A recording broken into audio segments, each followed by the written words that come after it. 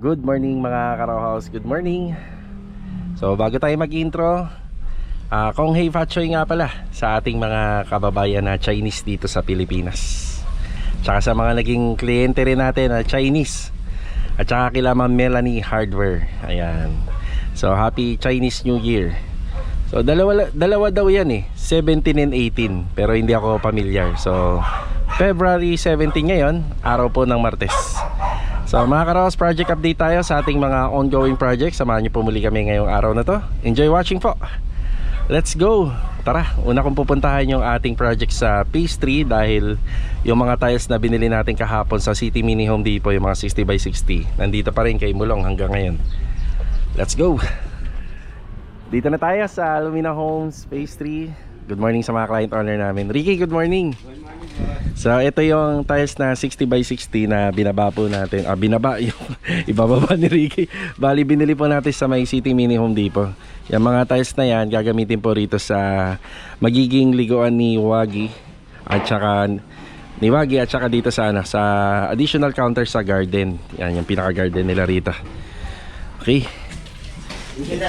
Bahala ka na, dyan na lang, dyan maluwag. Master Jojo, morning. Good morning. Yan. So ito lang muna yung update ko rito. Tapos balik na lang tayo dito mamayang hapon para sa mga nagawa. Ito na ba yung bagong tiles na binili ko? So yun, kinakat na rin ni Ricky. So matrabaho yung ganyan. Kaya kita nyo ilang araw niya na pong sinatsaga na tabasin yan at ikabit. Pero yung resulta naman maayos kapag yun natapos. So, ayan, bababa lang po yung mga tiles dito. Okay, kompleto na po. Naibaba na po lahat. Siyempre dinaanan ko na rin itong ating bagong project. Yan, good morning sa ating mga client owner dito. Yan, good morning kila client owner. Okay, bati muna tayo, bati. Chi, morning Chi. Boy, morning. Good morning. Yan si Bilog, morning. Maganda ba morning Kuya Richard? Kuya Richard. Tsaka rita si Kuya Sandy. Kuya Sandy, good morning po. Sabi ko baka hindi ko na i-pull out yung mga coco lumber sa garden. Mukhang mapu-pull out ko medyo kailangan dito. Magkukulang. So coco lumber na pinagagamit natin dito kay client is bigay na po natin sa kanya. Pero pagka binaklas naman po natin, magagamit pa natin sa mga iba pang project. Parang wala nangyari Bakit may flooring na No, kahapon wala pang flooring Anong oras pa lang? Okay, nag-overtime po ang tropa hanggang 8 ang gabi. Siya nga pala doon sa nag-comment, si Kuya Sandy, dyan lang po yung bahay niya, paglabas lang ng subdivision. Umuwi lang talaga si Kuya Sandy ng linggo kasi nga wala siyang kapartner. May may concert sa Araneta si Kuya si Kuya Richard Elias ng Bagtas. Di ba? Okay, ito ang ginawa nila. So nag-flooring tayo. So sa flooring naman natin dito sa extension, kapantay na po yan itong ating interior.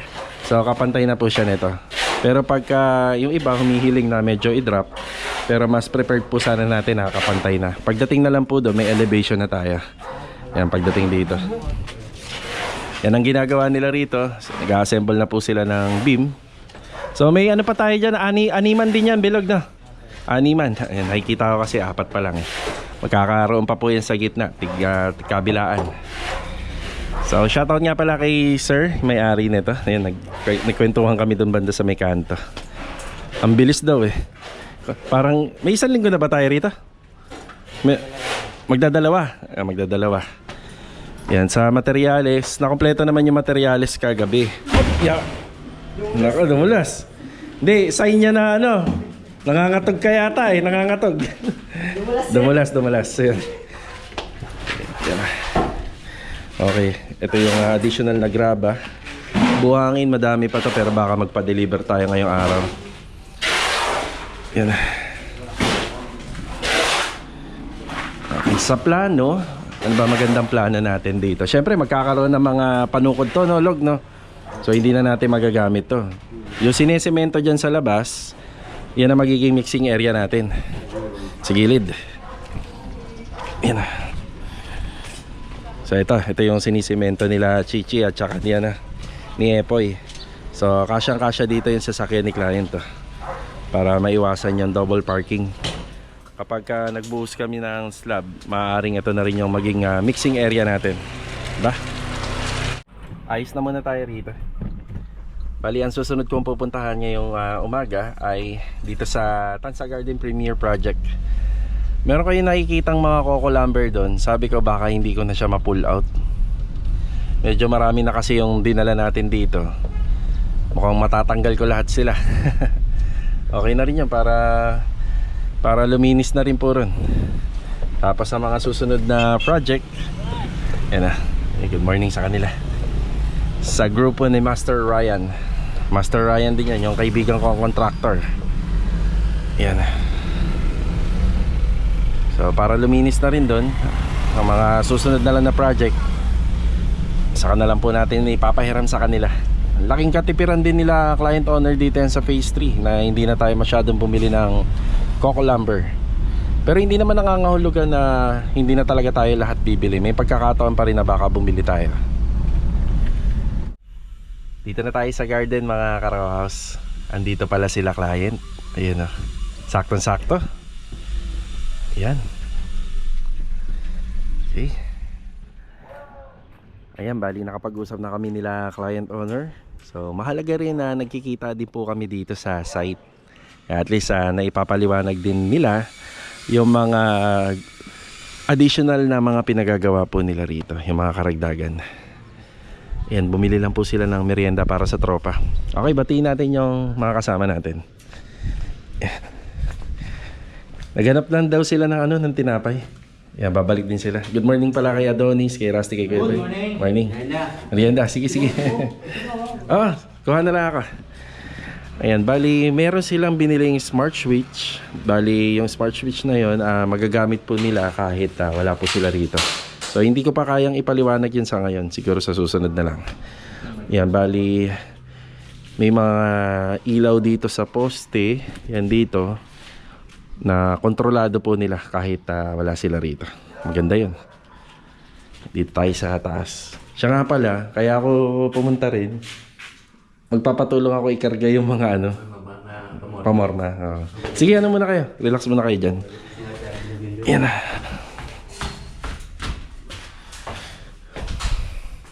Yan, dali dito sa plano 6 to, pinadadagdagan ko ng 2 ilaw pa. So yung additional na wire na maikli lang naman. So habang nandito sila, pinakita ko yung ginawa nilang plano. Yung design dito parang sa actual masyadong malaki to para sa 6 lang na ilaw. Wala kasi siyang center light eh. Yan, pumayag naman sila. Yan, pabor na po kila client yun. Ako na po yung nag-insist na dagdagan ng ilaw. Yan, may kisame na rito. Ayun yung PVC panel na ginamit natin. Yan, yung kulay niya is kulay mahogany o yung kulay ng actual na kahoy. Yun o. Sa nakikita ko, binagay nila client yung kulay ng ceiling sa floor tiles. Ba? Ganda.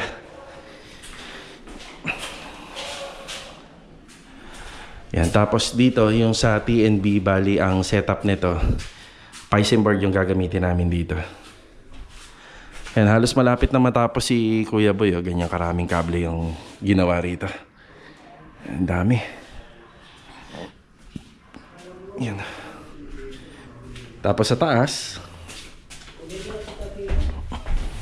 yan o. Bali, pinatira ko muna yun dito. Yan, pinatira muna natin yung isa rito. Yan, ihuli na lang natin.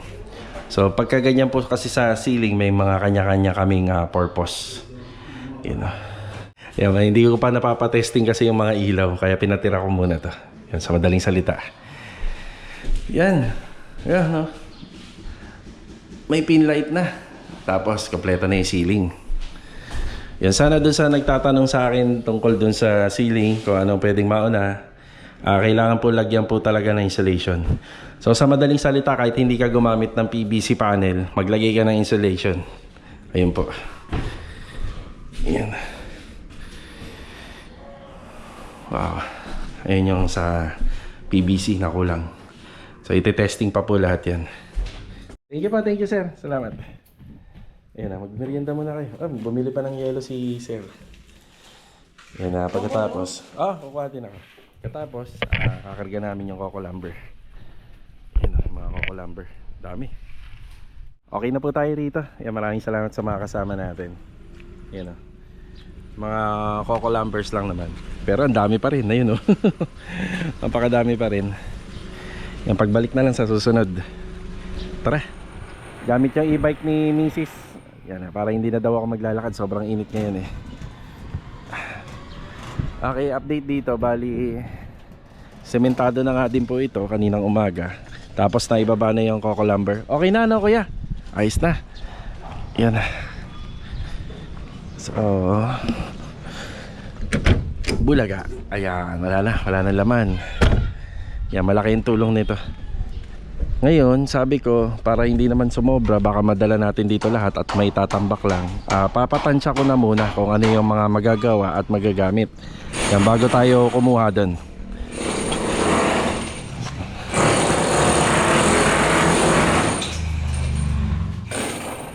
Chi, saglit Chi. Saglit na. Okay, Sandy. Baka kasi matambakan tayo. Kukunin ko ba lahat? Ano sa tingin mo? Tingnan mo. Ang dami na nito eh. No? Tsaka ito pa to. Wag na muna, no? Okay. So, bukas, malalaman natin, no? Alalay lang tayo.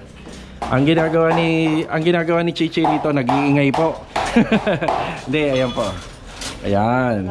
Baklas niya na yung ano, sinisinsilan niya na yung paglalagyan ng ating biga para makakapit tayo ng bakal doon. Ayun po, tinatastas niya na. So yan lang po muna. Kailangan ko pa pong gamitin tong ating sasakyan. Ayan na. Chi, okay na Chi, pwede na. Ayos na. Tapos yung pag-assemble, ang ginagawa naman nila Kuya Richard dito at saka ni Bilog. Then nalalay tayo sa ano yung materialis na steel bar. Yan, pagkakasyahin po natin yan. Yan according po dito sa setup natin sa plano. Yan, alalay lang para hindi tayo sumobra. Bali mga karaos, nandito naman tayo sa project natin sa phase 4. Ayan, nagkukumpleto ako ng mga gamit na gagamitin po natin sa ating partition. Ayan, may mga dala tayong gamit. At saka dito sa trench drainage, kasama ko pala rito si Epoy at saka si Chichi. Ayan. So ito materials para rito. Ayan, materials ng mga bakal para sa partition. At saka yun dito. Tapos may dala na rin po pala tayong cooktop. Ayan, may mga extra bakal pa dyan na magagamit natin dito. Ayan, medyo mahaba po yan. So kailangan po kasi natin ng suporta dyan. Kaya lalagyan natin ng bakal to. Yung magiging division niya gawa po sa tubular. So dito po yan, sa gitna. Tapos cooktop at saka lababo, meron naman tayo rito. Si Ricky yung gumagawa ng lababo dun sa project natin sa phase 3. Dito siya gagawa bukas. Ipapagawa na po natin yan. Paumpisahan na natin. Ang gagamitin natin na tiles dyan, walang iba kundi ito. 60 by 120. So alam naman natin na masyado tong maselan ikabit. At saka syempre medyo ano na po to, matagal din siyang ikabit, matrabaho. Pero mas maganda po kasi yan para yung mga hatian ng tiles hindi ganun kadami. Ang sukat nito is 60 by 180. Yan, 180. Bali tatlong tiles din kung 60 by 60 no? Okay na po tayo rito. Bali bukas dito gagawa yung kasama natin si Bilog at saka si Ricky. Yan, umpisa na po yan. Part na yan.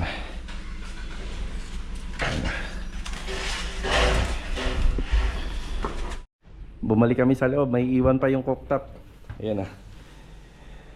Yung cooktop na to isa Technogas. Yan, nagkakalaga ng 15,000 yan. Yan, 15,000 para dito. Lababo naman, meron na tayo. Sa lababo natin. Ayan na. Okay, let's go. Ang bukas kakaroon na uli ng improvement. Tara, agad tayong bumalik dito. Bakit may deliver?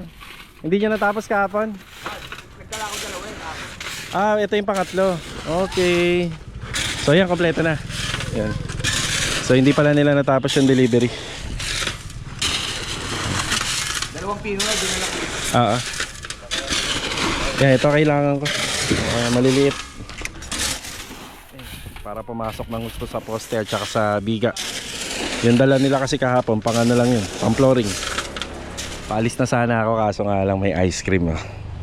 Balita ko masarap tong ice cream ni Kuya eh. Diba? Baba mo na, tara. Lahat yan kuya, bigyan mo. Paikuha na. Nangangalay si kuya.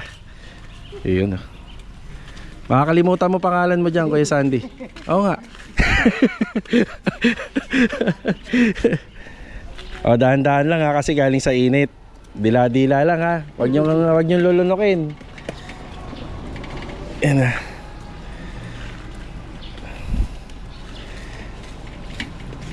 Kakaiba yung ano nito eh. Paborito namin mag-asawa to eh. Ice cream ni Kuya. Kami yun doon sa phase 2. Kaya nga pala, nakita Oo, ko yan pala yan doon. Oo. Sinikornero. Oo. Ayan. Ayan, mapapasayaw ka dyan, Kuya Richard. Pag natikman mo yung ice cream ni Kuya. Yan na. Saktong-sakto. Init pa naman ng palang. Mainit na, no? Ramdam na, no? Mainit na. Tsaka wala na yung lamig sa madaling araw. Oo, mainit na. Sa gabi, alas 6 pa lang, malamig na eh. Alas 5. At maliwanag pa, malamigan pa lang. Ngayon, wala na. Dalawang flavor. Pero masarap, creamy to eh. Creamy tong ice cream. Ano yan kuya, kayo gumagawa? Ako po gumagawa nito. Kaya pala eh. Kaya sa regular customer ko kung babaguhin mo pa. Oo, tama. Dapat consistent. Yan naman ang negosyo, kailangan consistent. Tsaka transparent, no? Yeah. Yan o. Sasayaw ka niyang bilog pag natikman mo.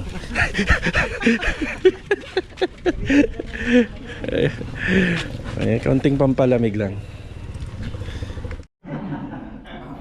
Ano, masarap ba? Masarap no? No, hindi yung ordinaryo na mabibili mo lang, no? Madila. Ano? Ngayon din, bakla. Ang init na kasi, no? Panlaban sa init, kahit konti. Yung ice cream tayo. Mga karos, mukhang hindi na yata ako makakadaan ng Anyana Beller East Project ngayon.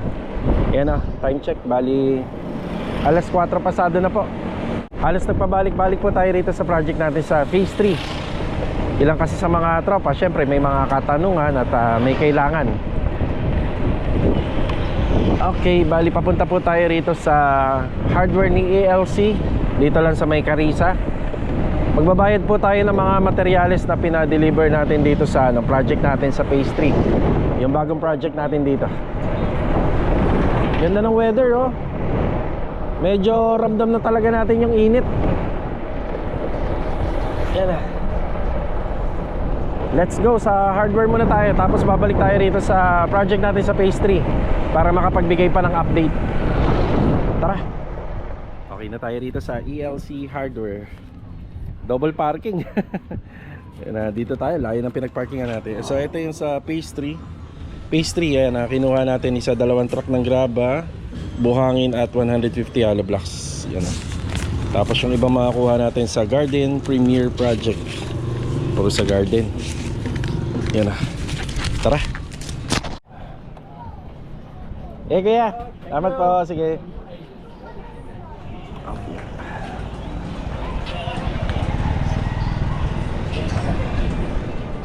Bali mga karos, nandito na tayo sa Phase 3. Yan, dito sa ongoing project. Ilagay ko yung camera ko rito banda sa may bintana kasi medyo against the light eh. Yan ang content natin ngayon medyo nabago. So, hindi naman tayo nakapunta ng ng Anyana. So, bigla ang may na-discover tayo na problema rito.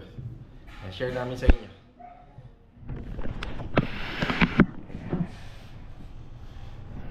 First time natin na maglalagay ng cabinet dito, no? Kadalasan kasi dito eh. Yan, dyan at saka dito. Yan. Tapos, kailangan natin sundin yung disenyo ni client owner kasi silang nag-design ng bahay. Ayan na, ito na yung kaha ng cabinet. Yung pinaka-disenyo nga pala nito, ito yung example. Papakita ko rito, yun yung magiging finish niya. Yan. Tapos, hindi namin inaasahan to. Ito, problema po to. Ayan o. Nakikita nyo yan. Yan. Lagyan natin level bar dito, Joe. Yan. Yan sa gilid. Dito. Yan. Ito yung level bar. So, nasa hulog yung gawa ni Master Jojo. Siyempre naman nasa hulog talaga yan, yung mga ganyan. Ngayon, nilalagay natin dito, Jo.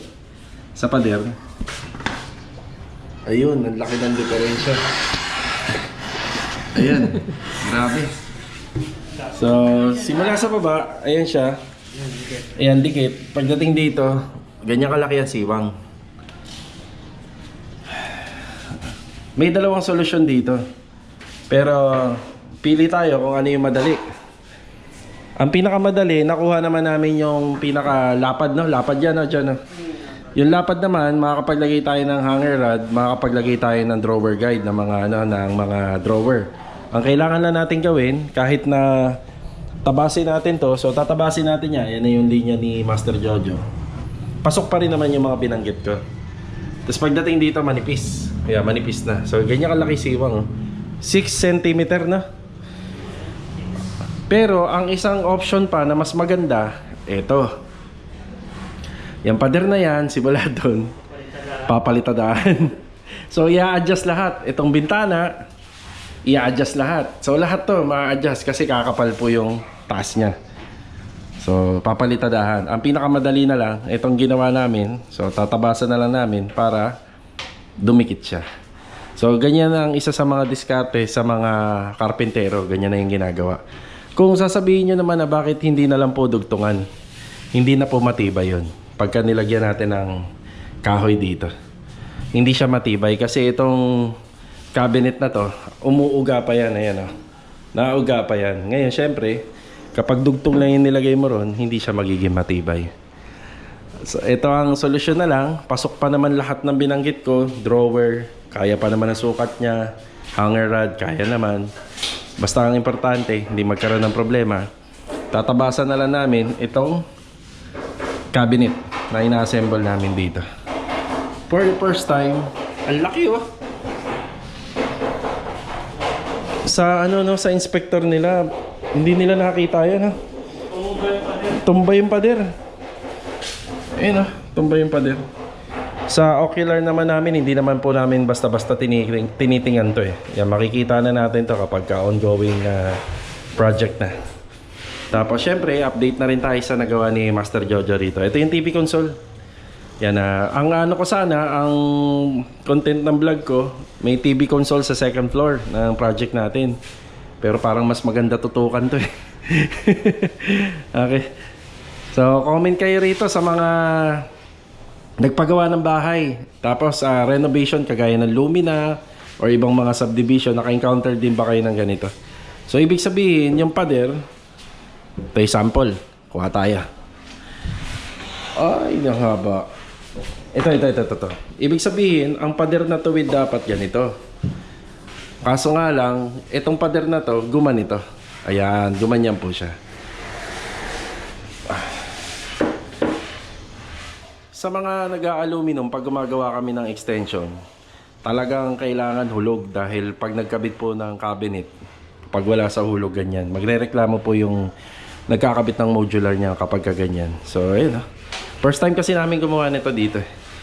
Yan, dito banda. Lahat ng cabinet namin nandito banda sa may left side. Okay, tingnan na natin yung pinagawang TV console ni client. Tsaka pala, Jo, ang ano daw nito, walang UV board, walang wall-fluted panel. Yan, plain lang. Kasi kaya ko rin nabanggit, yung minsan yung karpentero, yung finishing, nagdedepende sila sa laki ng wall-fluted panel at saka ng UV board. So, plain lang, more on pintura lang, pintura. Okay na din. So, ito po yung gawa ni Master Jojo. Yan. Cabinet, ayan. Siya nga pala kung bakit ganito to. Yung swing door niya, pangit na yan pagka pinataas. Hindi na maganda. Tapos pag pababa, hindi na rin maganda. Ito na yung pinakamaganda rito. Yan. Pwede rin sliding, kaso nga lang, maliit kapag sliding. Yan. Yun, Tapos dito naman, sa baba, yan, pababa po to. Yan, ito pababa. Tapos, less na yung cabinet handle. No? Depende na lang kay client kung gusto niya pampalagyan to ng cabinet handle. Dito, less na. Yan. So, bakit pababa to? Ang ano natin dito, ang dahilan natin kasi baka yung kama niya sobrang laki. Kasi minsan may headboard pa. At least mabubuksan pa siya. Kung sobrang laki ng kama na bibili ni client, mabubuksan pa siya ng pagganito. Ngayon naman, kung pataas naman, Ganun din, mas lalo ka nang hindi, wala ka nang makukuha doon or wala ka mailalagay kapag sumobra yung kama nila client owner.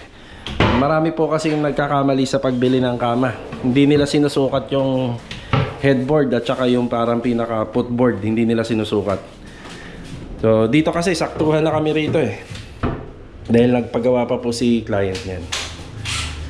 Ayan, may konti lang kami na-share sa inyo ngayong araw. Yan ba yung pinaka-worst na ginawa natin? Parang ito na, no? Sa lahat ng pader dito sa Lumina, no? Kita mo, laki, oh. Oh. Ayan, nakita dito.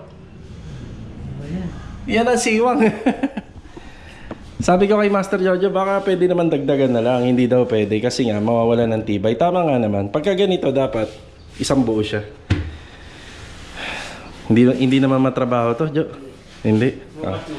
Ayan, bukas maganda na daw to, promise. Yan, promise ni Master Jojo. Ayan. Okay. Konting update naman dito sa baba. Nandito si Ricky. Yan. Yan, marami pa tayong paggagamitan ng plywood. Baka nga magkulang pa yung 15 pieces na dala ko. May bar counter pa kami.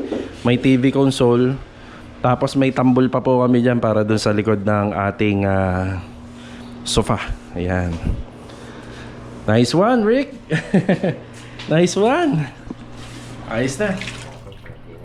Oh, yes. Mabulan tayo sa hardware. Ayan, pasarado na. Drawer guide at saka another concealed hinges para dun sa pastry project. Tara. Mga Karo House, uwian na po. Maraming salamat po sa inyong walang sawang pagsuporta dito sa aming channel. Maraming salamat sa panonood. So kita-kita na lang po ulit tayo for the next vlog. Ayan, God bless po sa ating lahat. Ito, paalam po muna. Bukas dadaan tayo ng Cañada Belleries. Hindi na po tayo nakadaan. Let's go. Tara.